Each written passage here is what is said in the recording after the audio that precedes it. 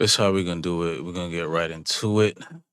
Audit the audit detained for helping a friend move.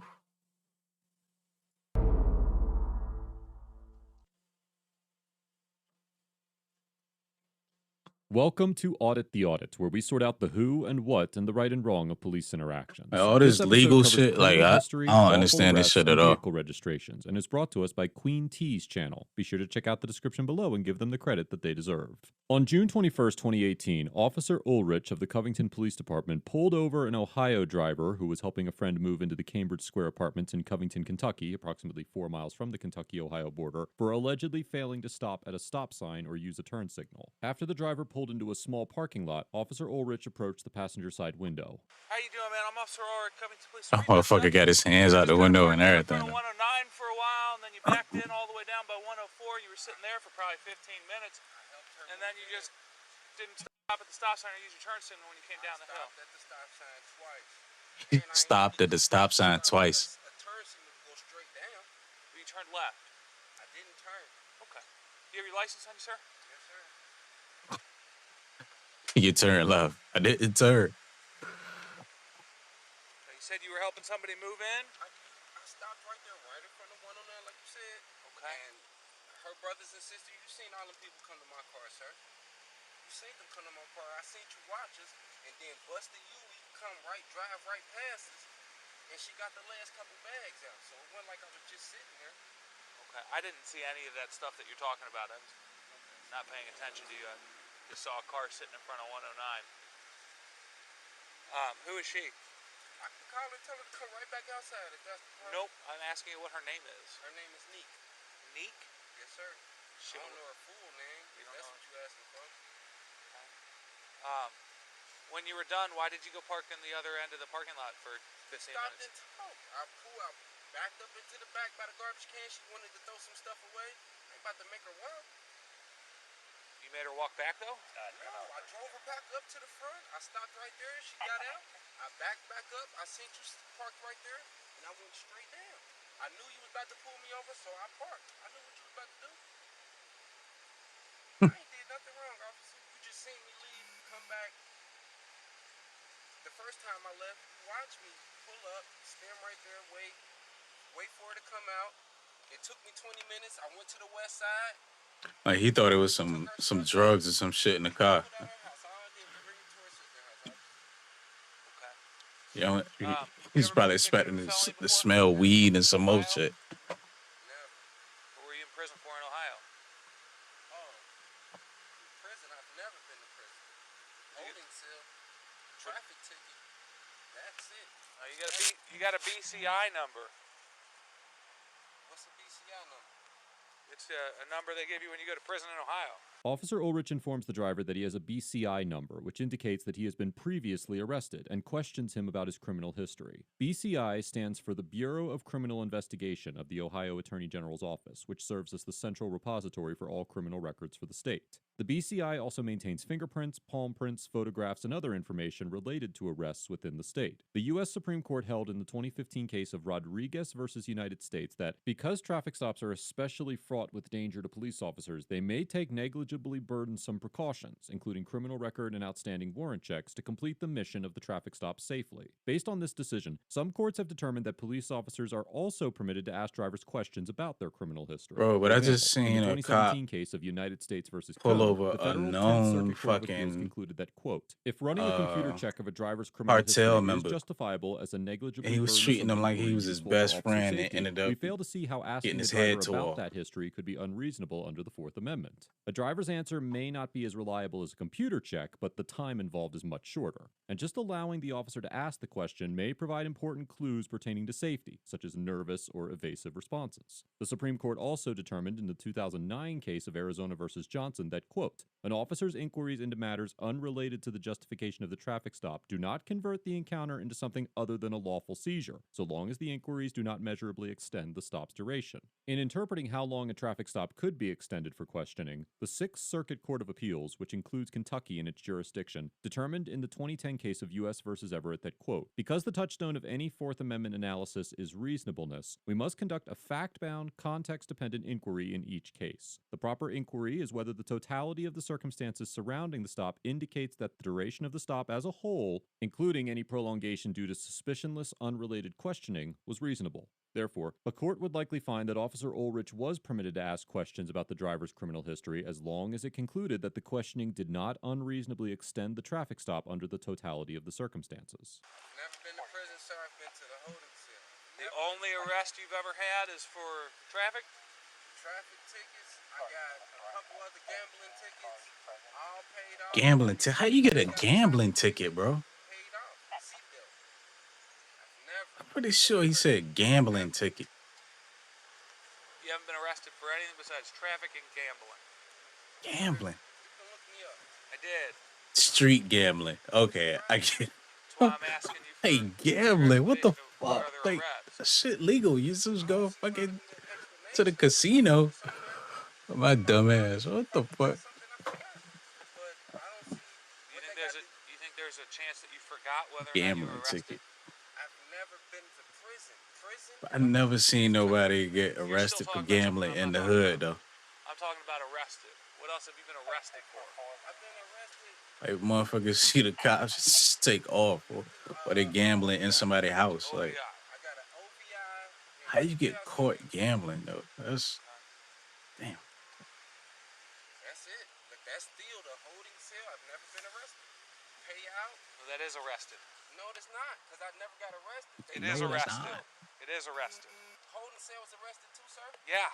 You Yeah. got handcuffs? Let's go on, guys. Officer Ulrich informs the driver that he had been arrested when he was taken to the holding cell for his OVI charge, while the driver thought that he had not been arrested for that offense because he never went to prison. In this conversation, Officer Ulrich refers to a formal arrest, where a police officer determines there is probable cause that an individual committed a crime and takes them to a local police station or jail for booking. Booking is the process of recording information about the individual in the police database, taking a mugshot, fingerprinting, searching the individual for illegal items, and other administrative tasks. A formal arrest that includes a booking process will generally result in a criminal record. However, the constitutional standard for what constitutes an arrest does not require that an individual be taken to a police station charged with a crime or booked. In the 1980 case of United States v. Mendenhall, the Supreme Court concluded that, quote, a person has been seized within the meaning of the Fourth Amendment only if, in view of all the circumstances surrounding the incident, a reasonable person would have believed that he was not free to leave. Examples of circumstances that might indicate a Been seizure, arrested. even where the person did not attempt to leave, would be the threatening presence of several officers, the display of a weapon by an officer, some physical touching of the person of the citizen, or the use of language or tone of voice indicating that compliance with the officer's request might be compelled. The court built on this definition in the 1991 case of California versus Hodari D., holding that, quote, to constitute a seizure of the person, just as to constitute an arrest, the quintessential seizure of the person under Fourth Amendment jurisprudence, there must be either the application of physical force, however slight, or, where that is absent, submission to an officer's show of authority to restrain the subject's liberty. As discussed many times on ATA, a Fourth Amendment seizure can be classified as either a detention, otherwise known as the infamous Terry stop, or an arrest. There is no bright-line rule to determine whether a seizure constitutes a detention or an arrest, and courts will consider a variety of factors in classifying a seizure. For example, in the 1993 case of U.S. versus Perea, the Second Circuit Court of Appeals considered the amount of force used by the police, the need for such force, the extent to which an individual's freedom of movement was restrained, the number of agents involved, whether the target of the stop was suspected of being armed, the duration of the stop, and the physical treatment of the suspect, including whether or not handcuffs were used. While the amount of restraint used is a significant factor, the use of handcuffs or other restraints does not automatically make a seizure an arrest if there are concerns for officer or public safety. I went to the I didn't know holding that. cell. Right. I admitted that, sir. I said I've been to the holding cell. I've never been to prison. Never got in trouble. Everything is a payout or a ticket for me, officer. I got license and insurance. I haven't done anything wrong. I sat in front of her and I helped her move out. Helped her move in. That's it. Okay. Turn your car off for me, sir. Hey, take the key out. Just put it on the passenger seat here. Or don't listen to what I tell you to do. Put it on the passenger seat, please, so it's out of the way. Thank you. Besides this bottle of brandy, is there anything in your car that shouldn't be in your car? What bottle of brandy? The bottle of brandy that's in the back of the seat. I don't want you reaching around. On the seat, I'm gonna keep my hands on it. I'm just gonna look. It's in the back seat pocket right here. So, is there anything in the car besides the brandy? There's nothing in that bottle. That bottle ain't even mine. It ain't nothing in there. Well, you're the driver of the car. It's registered to you, right? They always try to get you with that shit, bro. That's not mine. Is there anything else in the car that might get you in trouble? It's in the passenger fucking seat, behind the fucking passenger, in the pocket, in the passenger seat, man. No marijuana in the car? I don't smoke. Like, why would he leave that shit in the car, bro? Registration, insurance, name, everything. Okay. Go back to my car. Okay, let's see the registration of your insurance. This shit's so fucked up, bro. He won't speeding. He ain't run no stop sign. And your registration, sir? Officer Ulrich asked the driver to provide the registration receipt for his vehicle. Every state in the U.S. requires drivers to register their vehicles with the state's Department of Motor Vehicles or Transportation Agency. The registration connects a vehicle with its owner in government records, so when police officers search for a vehicle's license plates, they will be able to see who owns the vehicle. The first bill requiring motor vehicle owners to register with the state was signed into law in New York on April 25, 1901. Before this law was passed, local regulations often differed, making it difficult for drivers to comply with the varying laws as they traveled the state. Statewide registration and license plate requirements made it much simpler for drivers to follow the law. Today, every state requires drivers to register their vehicles. Courts have almost universally agreed that police officers can check a driver's registration during a routine traffic stop, even if there is no reason to suspect that registration requirements have not been followed and the traffic stop was not related to the vehicle's registration.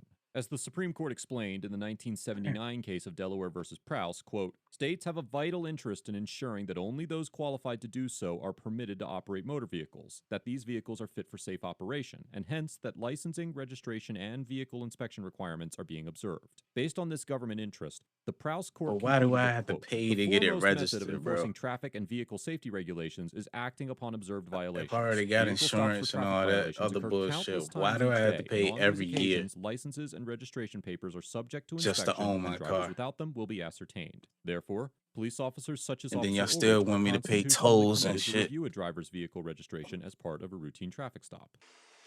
What the registration you need? Well, that's the insurance. I need your registration receipt. The receipt?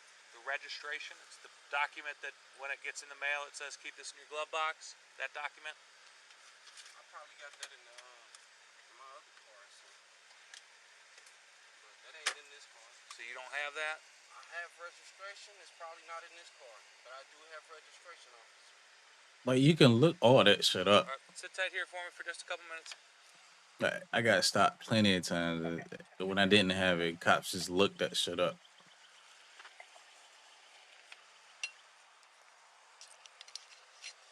Empty. Nothing in it. You can see this bottle of Hennessy gets thrown away somewhere appropriate. I'm gonna throw it away up there, because I ain't did nothing, man. After requesting that the driver dispose of the Hennessy bottle, Officer Ulrich informed him that he was free to leave the property. The driver attempted to exit his vehicle, presumably to return to his friend's apartment, but Officer Ulrich told him that he could not park there and needed to leave because it was private property. The driver got back in his vehicle and drove away. It is unclear whether a complaint was filed or an investigation was conducted regarding this incident, or if the driver intends to pursue legal action. On June 3rd, 2020, a Covington PD officer named Douglas Ulrich published an op-ed sharing his support for both the protesters and the police in the wake of George Floyd's death. I cannot confirm with absolute certainty that it is the same Officer Ulrich as this interaction, but I did locate a LinkedIn profile for an Officer Douglas Ulrich with the CPD. The opinion piece starts with, quote, "I am a white police officer in a large department in an urban area. I can no longer sit idly by without offering my thoughts and feelings on the events across the country." In the article, Officer Ulrich also states that he has never seen overtly racist actions in his fellow police officers, and that the Covington PD is on the leading edge of, quote, "doing it right," end quote. However, this interaction is not the only encounter where the officer featured here displayed questionable conduct. In a previous interaction, the very same officer illegally entered the vehicle of another African-American man named Eric Phillips and arrested him for leaving his car running while unattended. In fact, the Queen T channel, where the body cam footage for this interaction was retrieved from, appears to show a blatant pattern of harassment by the Covington PD against Mr. Phillips, and Officer Ulrich was involved in many of those encounters. Officer Douglas same- Ulrich's op-ed goes same on to say dude. that he believes that policing needs to evolve and that, quote, we need more black police officers. We need more Hispanic police officers. We need more female police officers. We simply need more officers that mirror the diversity and inclusivity that is America. Officer Ulrich ends his article by stating, quote, I stand with and for George Floyd. I stand with protesters. I stand against hate. I stand against abuse of power. I stand with the police. Again, it is important to note that I cannot confirm that this officer is the same Officer Ulrich that is featured in this interaction, but I personally believe that there is a high probability that it is. Overall, That's Officer crazy. Ulrich gets a B+, because although the racial undertones of this interaction cannot be ignored, the officer remained within the bounds of his authority throughout the interaction, Yeah. and ultimately allowed the citizen to go free without making an arrest or issuing any citations. Yeah. As discussed in the previous episode of ATA, implicit bias likely played a major role in Officer Ulrich's suspicion that this citizen was involved in criminal activity, but true. it is Maybe, impossible to probably. speculate on the legitimacy of the stop without having witnessed the alleged traffic infraction. Assuming that this is the Facts. same Officer Ulrich who penned the op-ed mentioned before, it is very interesting that the officer believes that his department is on the quote-unquote cutting edge of police reform and advancement, especially considering that just 2 years prior to this interaction, he participated in what appears to be a campaign of targeted harassment, and also made veiled threats against a white male because he refused to extinguish his cigarette during a stop. If this is the same officer, then his article only demonstrates a clear detachment from the reality of his department's conduct. And this suggests that the department not only has serious issues that need to be addressed, but also that the department considers their conduct to be acceptable and a model for other departments to build upon. This is particularly dangerous because it encourages officers to continue this pattern of behavior and inadvertently normalizes misconduct. While I do appreciate the sentiment that Officer Ulrich was attempting to convey, I believe that his opinion will have the opposite effect. And the first step to correcting the problems within any department is to admit that those problems exist. The unnamed True, citizen true. gets an A-, because although he Mhm. could have invoked his right to remain silent, he remained calm and collected throughout the encounter. If he would have complied with the remained demands of the silent, though, officer, he and would made have a got legitimate arrested. effort to dispel the officer's suspicions. It is clear that the citizen was not engaged in any overtly criminal activity, and it is very plausible that the liquor bottle that was found in his vehicle actually belonged to the woman that he was helping move. This Yeah. idea is further legitimized by Officer Ulrich's reluctance to perform any field sobriety tests. The citizen behaved as well as anyone who was stopped by the police should, and his passive demeanor and poised responses served him well during this encounter. I commend the citizen for remaining calm, but I would also encourage him to gain a deeper understanding of the right to silence and the concept of an arrest. Let us know if there's an interaction or legal topic you would like us to discuss in the comments below. That's Thank crazy, you though. for watching, and don't forget to check out the ATA Patreon page for more police You know what it is. You gotta hustle to live. If you ain't living, you ain't hustling. We out, man. Peace.